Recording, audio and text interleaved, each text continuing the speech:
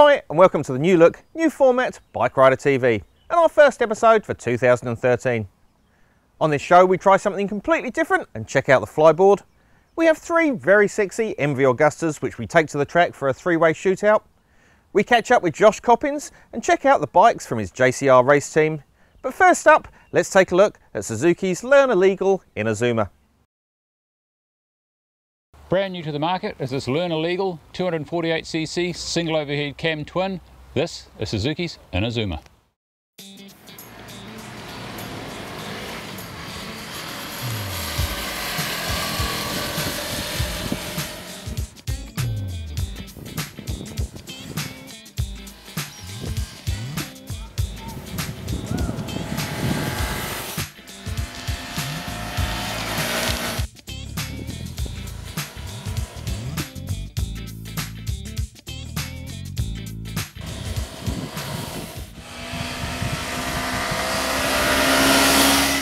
Now with the Inazuma, Suzuki have tried a slightly different take on the 250cc market. This is not a 3/4 scale model of anything, it's a full-size bike. It's 183 kilos ringing wet, so it's the same size as most of your open class bikes. With that you get full-size ergos and it sits on the road like a full-size motorcycle. They've made it so it's not over square, it's a bit torquier than the average 250cc road bike, which means that you can keep up with traffic in town, around town. It's still fine for open road speeds, and with this one you can actually use that rear seat. It will carry two quite comfortably.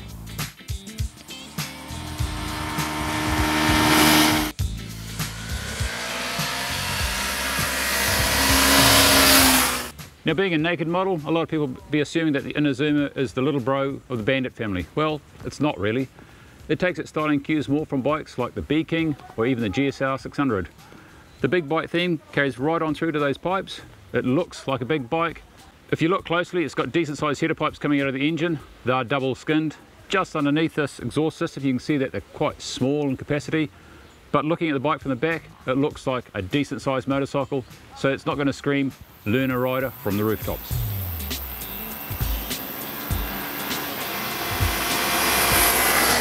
Now $5,695 plus on-road costs. That little unit is a serious option to scooters and all the other smaller urban commuters. They're relying on the economy of scale. The 250cc market is enormous in Asia, but what this one is one that suits the average Kiwi ergonomics. We're bigger people, this is a bigger bike. It's not just for learners. If you could want a second bike so you don't wear out your sports bike's tyre, this might fit the bill. It's cheap to run, cheap to keep, looks the part.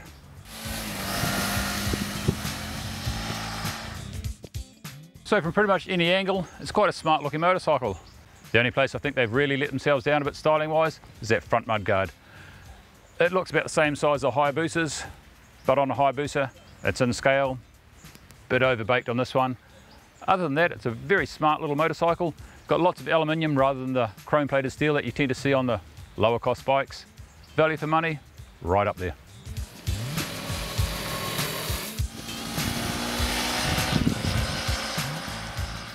Now for those of you who are either on your restricted license or full license and just want the slightly cheaper registration and running costs of a 250, this one's got full-size ergonomics, decent lights. The seat makes you think you're sitting on a 600 or something similar. You could tour the country on this, no problem. Me, I've been commuting on it every day through the gorge, through town, breeze. So if you're in the market for a 250cc motorcycle, you want something that's well built, it's reliable, it's inexpensive, the new kid on the block, Suzuki's Inazuma, is well worth a look. These things are selling fast, so go to your Suzuki dealer, check it out now.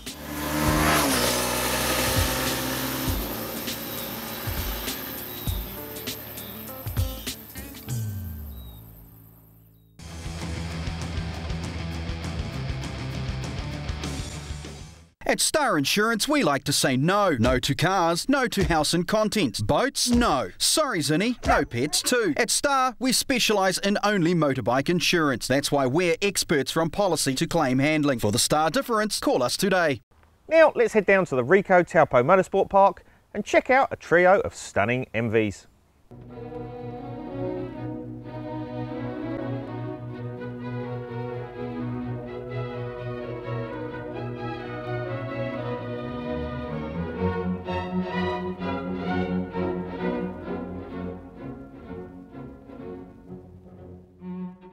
Hi and welcome back to Bike Rider TV. Today the Bike Rider team are here at Rico Taupo Motorsport Park with a trio of exclusive and gorgeous Italian MV Agusta F4 1000s.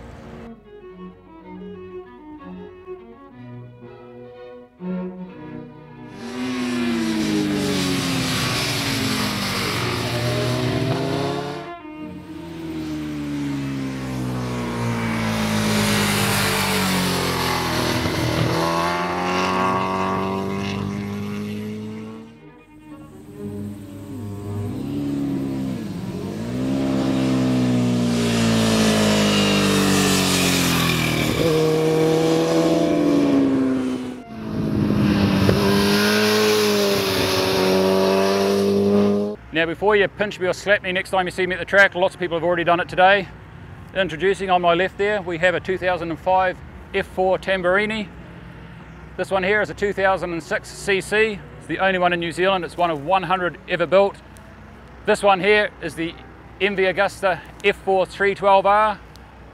This is probably more common than the other ones, true, but this one has got so much really cool bling put on it that it's unbelievable.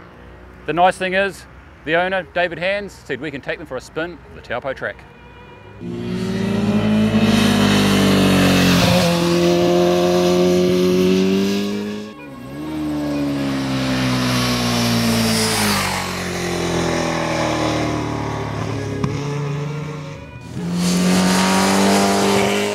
I'd like to talk you through some of the components on this 312R that's been imported from the USA and then modified component by component, working from the front to the back. We upgraded the forks to FGR 800 Olin Superbike forks, matching those up to 108mm spaced Brembo Superbike monoblocks with 320mm full floating Superbike discs. We had to replace the triple clamps because the diameter of the forks of the Olin's units are different to the standard ones on the F4. Moving further back, carbon air intakes, electrical covers at the front, into the airbox. It's got a BMC air filter into an engine unit that's controlled by a Microtech ECU back here in the seat unit. The rear shock is from Olin's as well. There was only 5 of these made. They were custom made for the Italian race team who were formatting their bike in 2008 for their Superbike team, and they put 2 aside and sent them over to the USA of their Superbike rear shock. First of the TTX for the MVs. They only made 5 of these, like I say. The good thing about them is that they were going to go on the Fast by Ferracci 312R race bikes, but they unfortunately ran out of money in 2008, didn't campaign their bike. They became available. One went to Portugal and one's in New Zealand. Awesome. It's got a carbon fibre tank from MV Corsa. The exhaust system is stainless steel to the midway point where it's got a titanium link pipe onto a titanium /cart MV Corsa exhaust. The frame plates are in magnesium, as is the swing arm. We've got MV Corsa billet rear sets. There's a Superbike radiator, one piece in the front. These bikes run quite hot. It's ridden on the road quite often, so we wanted to manage the cooling for the bike in general. But that's the significant components that have been placed on this bike to upgrade it to something that we want to share and enjoy with all our friends out there on Bike Rider TV.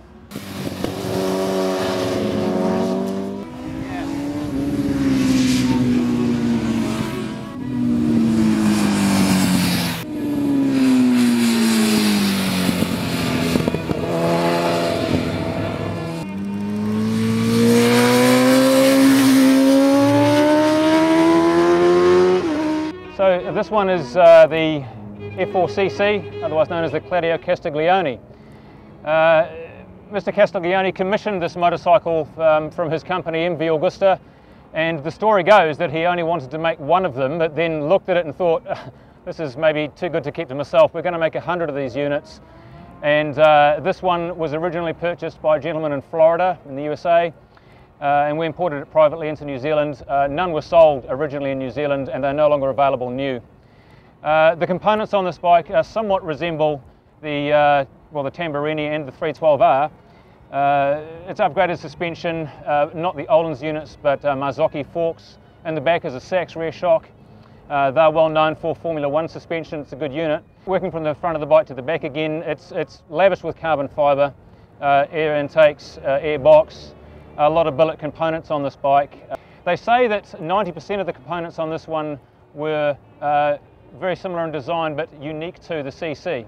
So the bike here on the right hand side of me would have had a lot of alloy cast parts. These ones, they went to the trouble of doing them in billet. So once again, it's magnesium and titanium all over the shop, and it's like a bit of a display for some of the exotic components of the periodic table, which is always good fun. So that's the CC. This is number 13 of 100. Lovely bike to ride, but typically only used on the road. Well, the F4 CC being what it is, it's one of those things where you get to live your dream. I'd like to thank my wife Melanie for allowing me to park this motorcycle inside the house. Most guys would like to have that privilege, I'm sure. It's something that Melanie allows me to do, and thanks very much for that. So yeah, if you think about it, maybe ask, extend your garage into your house. I endorse it.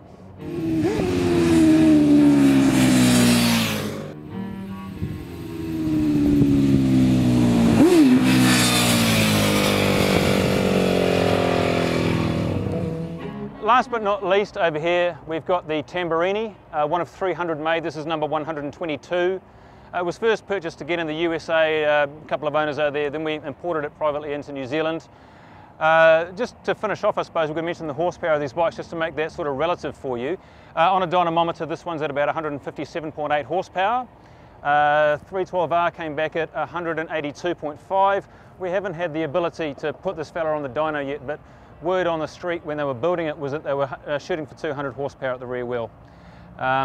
So the slight differences on this Tamburini, apart from the rather exotic sets of carbon fibre for it, is the exhaust is a little bit heavier, made of stainless, and it's called an RG3, a relatively open exhaust. The ECU in this one is quite different to the other two. This one has an EPROM chip, the other two have a more advanced ECU for the fuel management system. Just one thing to close off, I suppose, is that the Tamburini and the CC have what are called a torque shift system. This allows the performance of the bike, especially regarding torque, to be improved significantly in the lower rev range, and then as it builds up to 10,000 RPM, what it does is that it lifts a set of velocity stacks off the induction system, allows it to breathe free at that higher rev range, and you get that little bit of a push at the top end.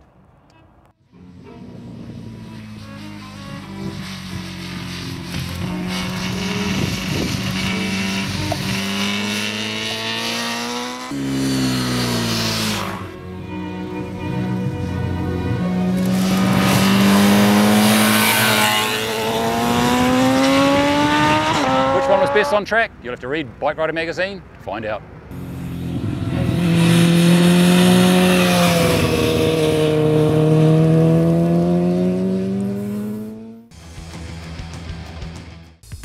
Bike Rider magazine, New Zealand's leading road bike mag, full of all the latest racing, news, reviews, tests, stories, interviews and more.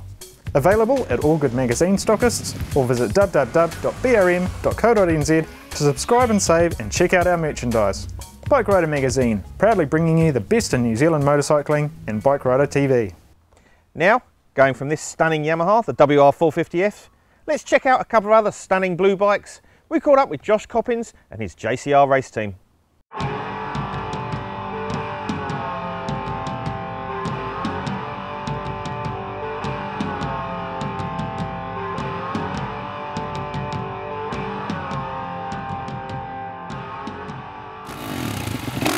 Okay, so we've got Billy McKenzie's 450 here. We have the modified cylinder head, which is done by CDR in Australia. GYTR piston. We run some CDR cams in it, and they're made here in New Zealand actually. We run the Pro Circuit pipe, and we modify the suspension ourselves. The suspension settings is pretty much what I've run for the last few years in Europe and in Australia. We've just got some different high-speed adjustments on the shock and basically my setting. We run 1451 gearing with Renthal, DID chain, Pirelli tyres, we heavy-duty tube it, Pro Circuit pipe, run a uni filter in it, modify it, some boys and parts for keeping it slightly cooler, GYTR brakes. Other than that, we're pretty much looking at a stock unit. We make a few modifications to the position on the bike. Billy likes to run his handlebars slightly further forward in quite a high setting because he's quite a tall guy. And he also has a tendency to sit really far back, so we put the bars more forward to try and help weight the front wheel in the turns. Okay. Other than that, we really just try to mellow the power out. The 450 Yamaha is a very fast production bike, so we try to just make it a little bit easier for him to ride. And he likes to pull tall gears, so he's really easy on the bike, he's easy on the clutch. We run a GYT clutch basket and hub, which helps make it a little bit more smoother. Other than that, we're pretty much looking at a stock unit.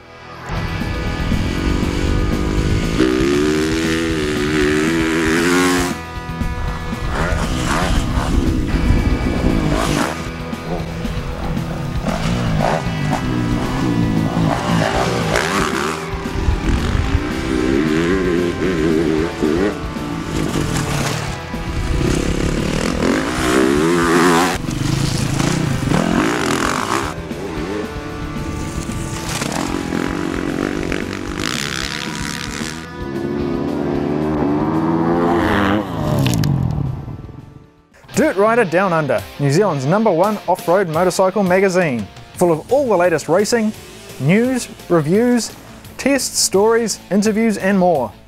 Available at all good magazine stockists, or visit www.drd.co.nz to subscribe and save and check out our merchandise.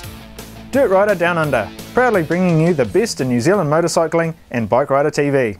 Even though this is Bike Rider TV, every now and then we like to try something different. This week we all decided to become Ironman and had a go on a flyboard.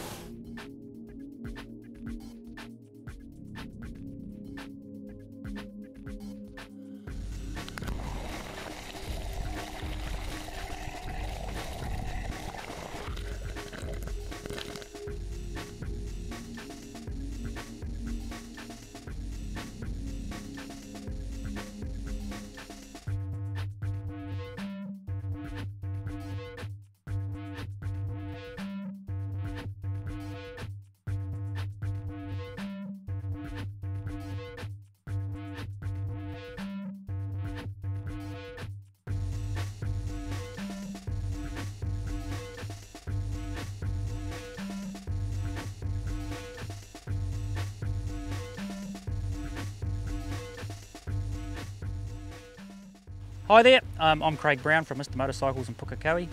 We're here today at Lake Karapiro in the sunny Waikato to try out the new Flyboard. The Flyboard is a new invention made out of France only 18 months ago, and we're here today with DRD boys to try it out and see if we can get them up flying.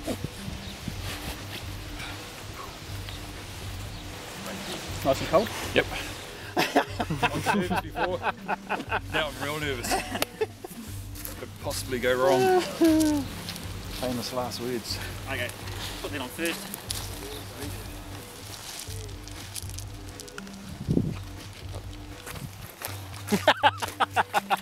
Designed for someone with a small speed.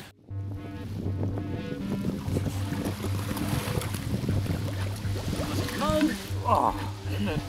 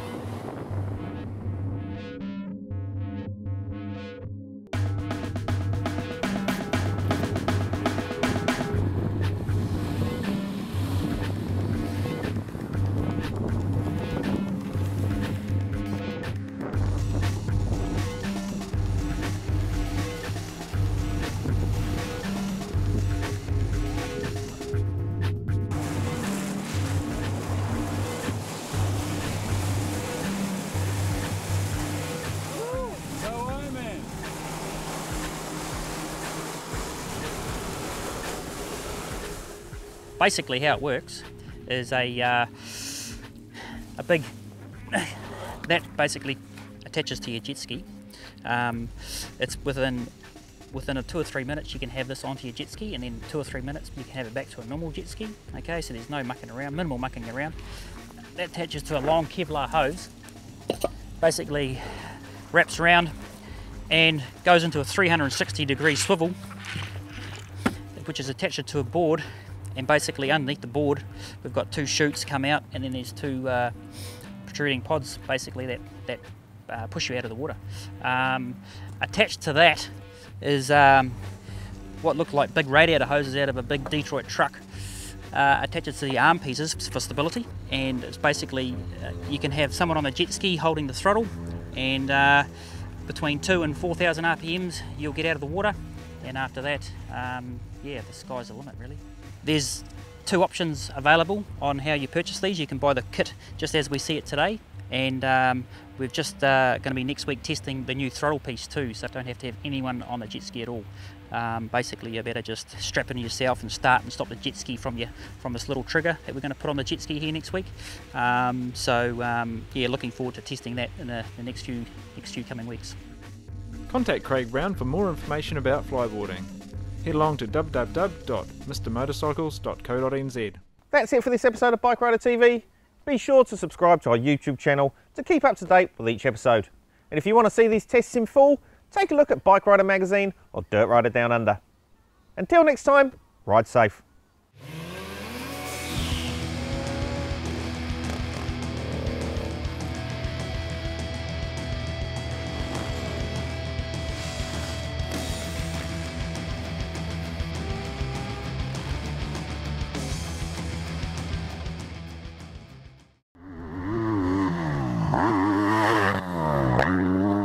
Now let's head down to the Rico Taupo Motors. Holy moly. Be sure to subscribe to our YouTube channel so you can keep up to date with the